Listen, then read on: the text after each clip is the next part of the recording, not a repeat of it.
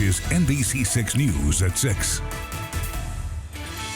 Good evening and thanks for joining us. I'm Taylor Smith. In tonight's top story, families in East Texas are picking up the pieces following a tornado that hit earlier this morning, causing significant damage. NBC6's Melody Newsom spoke with one family who was heavily impacted.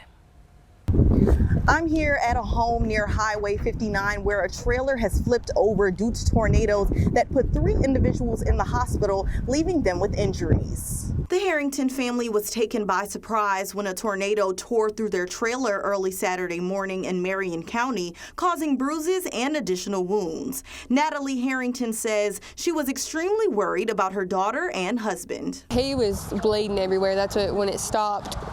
We stood up and we were like, he called 911 and I called my mama so she could come help get the baby out. We have to like climb up the cabinets to get out, and then the ambulance come and we all went. She says her mom, who lives next door, came to their rescue and helped them get out of their mobile home. My mama came and she found this ladder, which is kind of crazy that it was just sitting right here anyways, because it wasn't originally over on this side at all. And she came and put the ladder up there.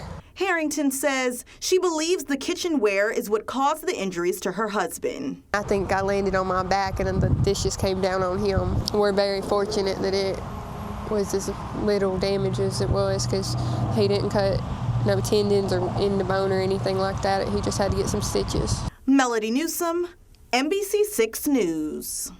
Scary situation there. Thank you, Melody, for that report. She says the child luckily only sustained very minor injuries.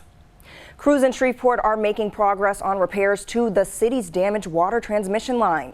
Officials say workers continued overnight and have now attached a new permanent pipe to the damaged section. The next step will be testing their repair by filling the line with water, which will help determine when the system can fully return to service. City leaders say the water system remains stable as crews work around the clock to complete the repair. Officials also remind residents the voluntary boil advisory has been lifted after water samples tested safe. Fire crews responded to a grass fire behind Monjuni's on Uri Drive Saturday afternoon. According to fire officials, crews were called to the area to contain flames burning near the bayou. Shreveport Fire assisted in assessing the waterway to help control the fire. Officials say no businesses were involved and no injuries have been reported. Earlier reports from people in the area suggested the fire may have been started near a homeless encampment, but that has not yet been confirmed by the Shreveport Fire Department. The Shreveport Fire Department also responded to a house fire Saturday afternoon in the 8,000th block of Captain Mary Miller Drive. Firefighters arrived within 4 minutes and found heavy smoke and flames coming from the front of the home. Crews worked quickly to put out the fire while rescuing 2 pets inside. No one was home at the time and no injuries were reported. About 28 firefighters brought the fire under control in roughly 15 minutes. The cause remains under investigation, but officials say an electrical malfunction has not been ruled out. And switching gears, the Battle of the Gumbo Gladiators brought the heat to downtown Shreveport today. More than 30 teams gathered at Festival Plaza to compete for the title of Best Gumbo, with categories including chicken and sausage, seafood, and much more. The annual cook-off also served as a fundraiser for VYJ, an organization that helps support children and families in crisis through mentorship and community programs. Teams began cooking as early as 4 this morning, with tasting taking place throughout the afternoon. And 318 Food Fest is next weekend in downtown Shreveport. The event aims to celebrate culture and cuisine of North Louisiana by highlighting small businesses and local entrepreneurs. Social media influencer Rich Auntie Day Day is hosting the event, and she says her journey as an influencer has helped her realize the depth of the city's culinary options. The festival is on Saturday, March 15th from 11 a.m. to 6 p.m. on the 1800 block of Texas Avenue. I was always focused on Shreveport's boring, it's nothing to do, it's nothing to see, and I finally just got out and saw that, hey, there's more stuff to Shreveport, there's more than just what we know, and I wanted to be the person to show everyone else that we had something to offer. And we love that. In national news, gas prices are rising due to the war in Iran. This administration is saying that gas prices will come down soon, though people have already felt the pain. Mills Hayes has the story.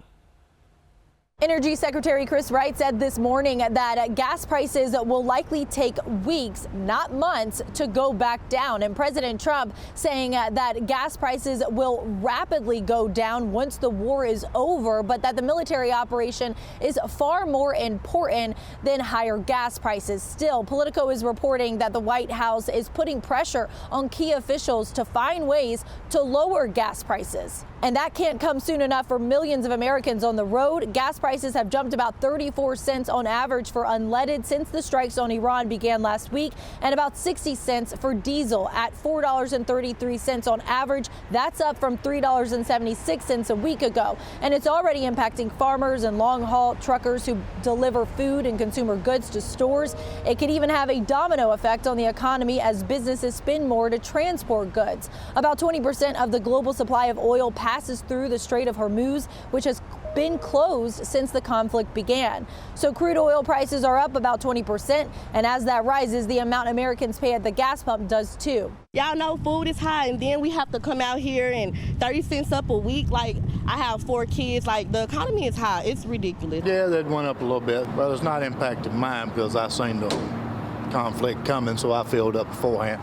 But this is a company vehicle, so I'm sure it's impacted there. Luckily, my commute for work is short, but I don't know what it'll do for me in the near future as far as like moving around. But yeah, it's impactful for a lot of people. Press Secretary Caroline Leavitt says the president's energy team has a game plan to keep oil prices stable. They'll tap into newfound oil markets in Venezuela and provide political risk insurance for oil carriers, and if necessary, use the Navy to escort oil tankers through the Strait of Hormuz. Some energy experts say that if the Strait of Hormuz reopens quickly, then we could see gas prices go down quickly too. But if it remains closed, then we could see gas prices soar even higher, even up to $4 a gallon. In Chicago, Mills Hayes. All right, thank you, Mills, for that detailed report. Coming up, we have your weather for the weekend, plus pollen is all over Shreveport. We talk to doctors about what that means for allergies. You're watching NBC6 News at 6 with Taylor Smith.